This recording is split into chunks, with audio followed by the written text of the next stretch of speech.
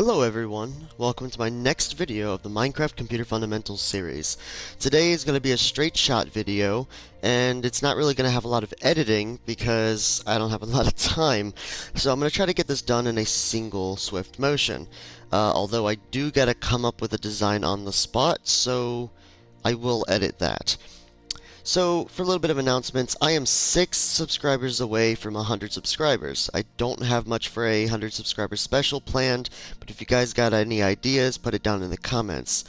And, yeah, I know it's been a while since I've had a video. I started a Let's Play in between these videos, but fine by me, because I've been working a lot. So, at the end of the day, just trying the best I can to get YouTube done in between my 2 jobs and 1 job now. Let one off to make things a little easier for my life. So, without further ado, let's get into the video. We don't have anything built right now. That is because when you have your program memory, let's just say this is the program color. This will decode, well, actually I can do brown for decoders. Let's say you got your decoders here, and those go into the program lines, that huge flat area over there. How does the computer tell what program line you're on? It does it with a counter. See, a counter will always increment by 1, allowing you to always increment the program by the next line, because your decoder for your program memory will always increment by 1. So having your counter always increment by 1 at the speed of the computer allows you to run the program at a correct speed, always incrementing to the next command. Now, how do you cause the timing to be right, and how do you increment this? With a clock. I'm going to use the same color as the counter, because they're basically the same thing. They're intended to be the same. And the clock will always go at its own speed that's preset by the user, and it will keep going and increment the counter every time it finishes a cycle. And by doing that, you can run the computer at any speed that you input, and it will always increment, always run the computer correctly. The clock can also be hooked up to storage. I'm just going to do this over here. Let's say you got your storage, right? When you want to write to it, you don't always want to write to it like all the time. You want to write it at the end of a cycle. That's what I've always done anyway. So at the end of a cycle, you can have a specific line going to the storage to write to the storage at the end. We'll always read at the beginning. Doing that, you have a very simple setup that would allow you to cycle the computer and increment the code at the correct times, as well as write to the storage at the correct times as well, to prevent cross-saving or corruption. And once we have all of that, we're actually pretty good. That's all we're going to be doing in this video, and it's not that hard at all. So without further ado, we're going to go ahead and cut, and I'll show you how to build it. Alright guys, so I'm back. I designed a little bit of a clock system, well, not a clock, rather a counter. This one is, it does work. I'm going to have to do a little bit of debugging in later videos, because every increment for every bit is lagged by a tick in this design. But it always increments, but it's kind of like a carry counter-ish. And it works by only incrementing in certain positions whenever the previous bit is ready. But also, a way that it works also allows us to not continue the pulse unless all of the previous bits are lit, which is very efficient. So now that we have this design, we've got to show you how to build it. Alright guys, let's get to building it. So we're going to bring this out a little bit, and then our cell should sit about like this. So if we come up, this should be the position of our memory cell. So we're going to use the memory cell for every bit that we have, and then go up and around for all of these.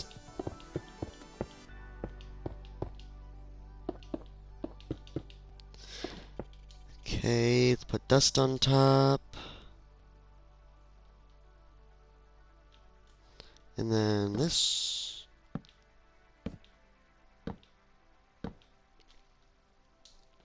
Now that we've done that, we can begin our bit inverter, because since there's only two inputs, all we got to do is select the bit and then invert it when it's time.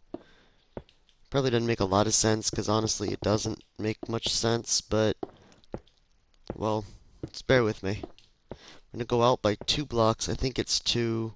Yes. I'm going to go up by 1. We could probably make this less, but it works this way, so don't really want to mess with it. Get it coming. Dust, and then put redstone torches on top. Not the side, on top. There we go. We're going to place more blocks leading up to that torch, and then a block on top of the torch. And then we're going to skip this block for now. We're going to place repeaters on all of these. Now that we've done that, let's start our read system, where we're going to go up by 4 blocks and break the middle 2. Let me get a repeater real quick. A sticky piston, not a repeater. Place it on top, going up, going down. And then we're going to do that for all of these.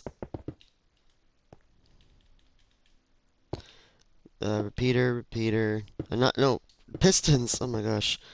Okay, now that we've done that, I gotta do one more because I didn't count. We're gonna place blocks on all of these now, so that the repeater will affect those blocks. And on this side, we can begin working on the clock. Clocking the counter will allow the counter to increment to the next input, or the next value. Not yet though, because we have to do a little bit of stuff. Place repeaters in between each of these. And then once we do that, when we clock it, we'll get a carry like that. That allows the pulse to be one way. If it could be 0 ticks, that'd be better, but we don't have an easy way to do that. So we're just going to do this the way it is. We're going to go up here for all of these.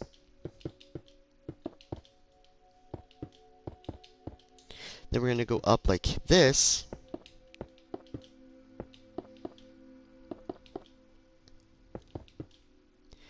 And then we're going to come inside, get a little tight, and do a block like this. We can go ahead and actually break that block, because that won't go anywhere. So we're going to place a torch there, there, for all of these. Still, we don't need that one because it's the last bit. Then we're going to place torches on all of these. And now that we've done that, all we got to do now is introduce a pulse always to always invert this. And this will always be locked. I mean, will never be locked by the system up there, meaning actually we don't have to do anything. So now that we put dust right there, we've got the counter. Clock it, we'll get 1. Clock it again, it increments to 2. Clock it again, it goes to 3. Then it goes to 4, 5, 6, 7, 8, 9, 10, 11, 12, 13, 14, 15, 16, and I made a mistake. Holding it will break it, because the timing's off. But you're probably wanting to know if we can assign a value without having to clock it to that value, and the answer is yes. Place a block here and bring it all the way along. Dust on top, and then actually put a torch here first, and then torches in front of these blocks facing the pistons. Next, we're going to come from these inverters and place blocks like this. Do them like that. Repeaters going into those. Repeaters, yes? Yeah. It's actually not necessary, but we're doing it anyway. Next, we're going to go up, up. For here, we're going to go down, and then down. I did not mean to break that. Go up one more time and connect these, and we're done. Just place a repeater right there, and then connect all of these. And that's short enough for that to affect the whole area. So if we do that, and place a Yep, it hits everything. So it's actually, because of the timing, it allows us to, in one tick, assign any value to this. And how, all we gotta do for mapping is bring this out. That looks about right. The output is able to go in. It's lined up perfectly. Of course. We're gonna come out for each and every bit. Come out like that.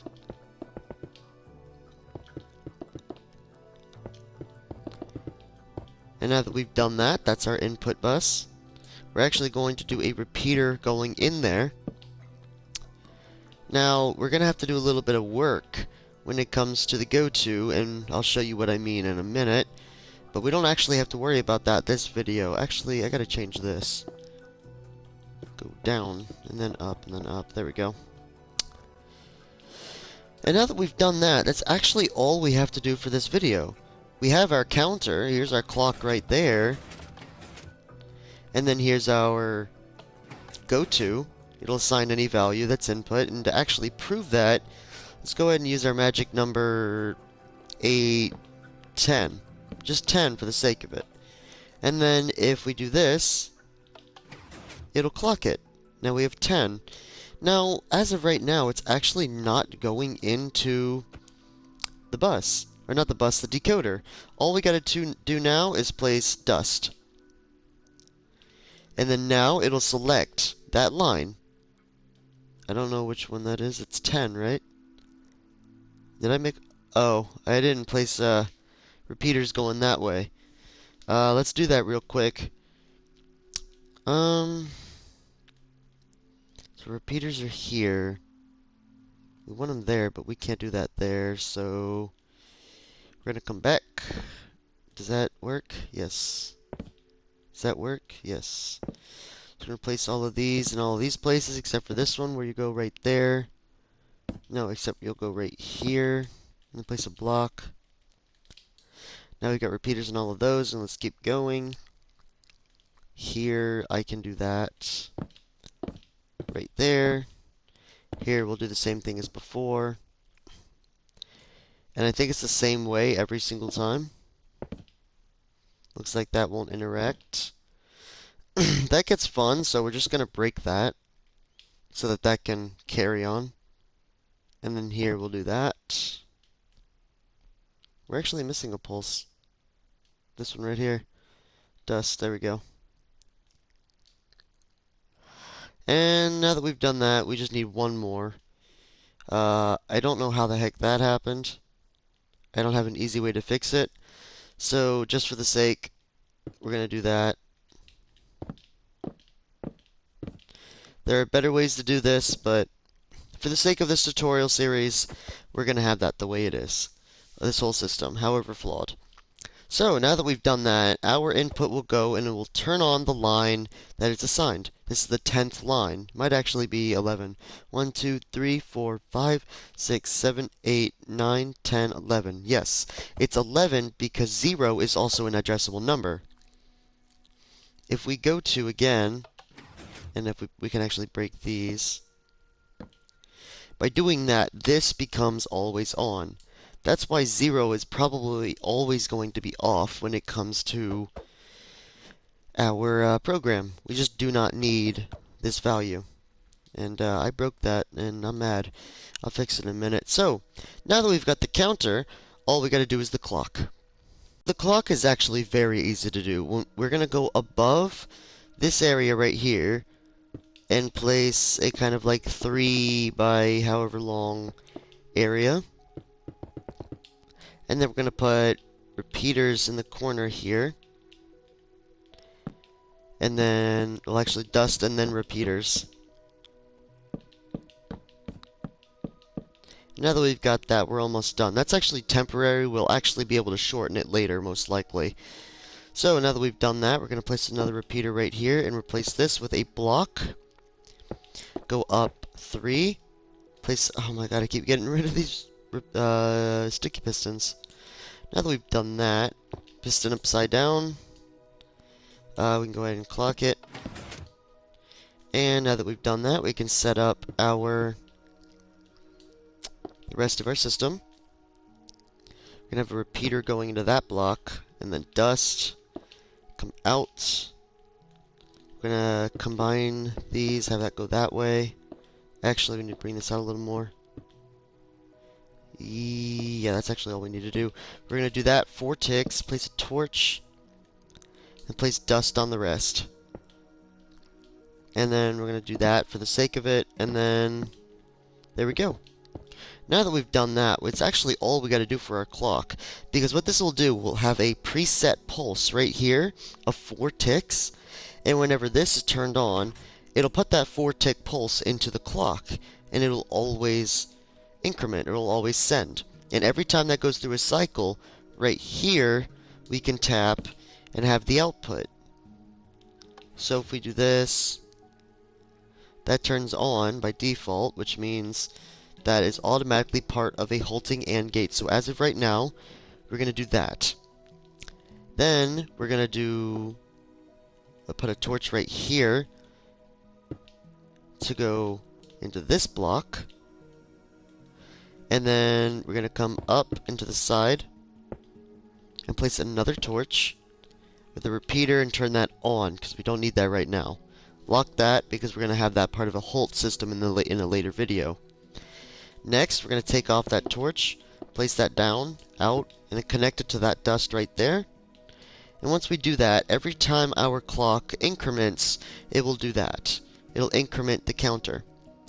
And we can actually tap this later, this line right here, and send it to the right line, which we'll do when we start connecting everything up for a finished version of the computer video. Now that we've done that, we can turn on the computer by doing this, and watch our program increment. Did I mess up?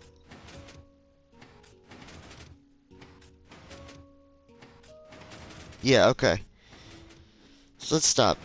Don't take everything I said for granted, because there's actually a little flaw. We're going to bring that down to 2 ticks because of the timing of this. It's actually supposed to be a 1 tick. That's how it is for my computers, but now that we have that lower, it should always increment by 1. There we go. Now that we've done that, it will always increment the program correctly. The little debugging there, we always got to debug, it's always fun. And there we go. Although you do notice that it will sometimes stutter and go back. We can actually fix that by adding a delay to this. What that will do... I am right? No, I'm not? Okay, I thought I was right. Actually broke. Nothing selected. Did it reset? Oh, there's no dust here. That makes sense. Alright, there we go. Then we go down here. It's finishing. I thought that the delay was actually what we could do. Maybe one more. Because I know that a delay will fix an issue like stutter. But apparently it's not. There we go. Alright guys, so I figured out what we can do. Since this will always do that, what we're actually going to do is add 1 tick to this to cover for the loss. That should always ensure... I just saw it happen and it did work. So, what this will do... Well, let me finish this first. What this will do is add a delay with the ticking, which means when it carries, it can turn off multiple lines, but it has to be off for several ticks for it to actually execute. Doing that, meaning it will always execute a single line, even though the decoder is stuttering. That way, we can fix this little issue and not have any repercussions, meaning our ripple carry incrementer will always work. So, without further ado, I think that's it.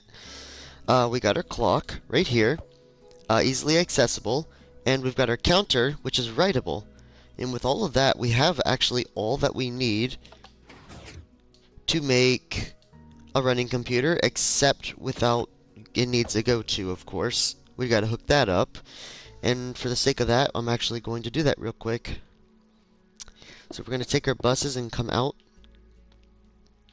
We only need to do it for the lower 6 bits. And this is our lower, so, or is it 5? Yeah, it's 5. So we're going to take these 5 right here. 1, 2, 3, 4, 5. We're going to come up a block and then come along all 5. The reason why we're doing only 5 is because the decoder is not more than 5 bits. So we don't need a decoder larger than our program memory, because our program memory is only 32 bytes. We could have more, but for the sake of a first computer, I don't want to overwhelm you guys. My next ARC3 is actually running with 256 bytes of memory, 32 bytes of program memory, and 16 bytes of general purpose registers. And now that we've done that, we're going to place repeaters right here just for the sake of getting pulses where they're supposed to be. And then we're going to place torches on all of these. And then, last but not least, torches here for an invert. We don't need to do that there just yet. And then we're going to connect all of these with dust. And actually, now that we have this AND gate kind of set up, where this has to be off for there to be an output, we're going to also connect a line whose intention is to ensure that these will stay off if we do not want to go to. Otherwise, they would turn on when there is an output of the ALU. Now that we've done that, we have a line ready to hook up to that when it's on and there's an output of the ALU, it would go into the counter, and when this is clocked, that input will go into the counter's register. So there we go. This is our new little contraption, and that connects our ALU with our counter and our clock and our decoder for our program memory. So now that we've done that, I think we can call it a day. Thank you for watching, everybody. Like, subscribe, comment your opinions, your criticisms, all of that. I'd like it all. Have a good day, guys. See you in the next one.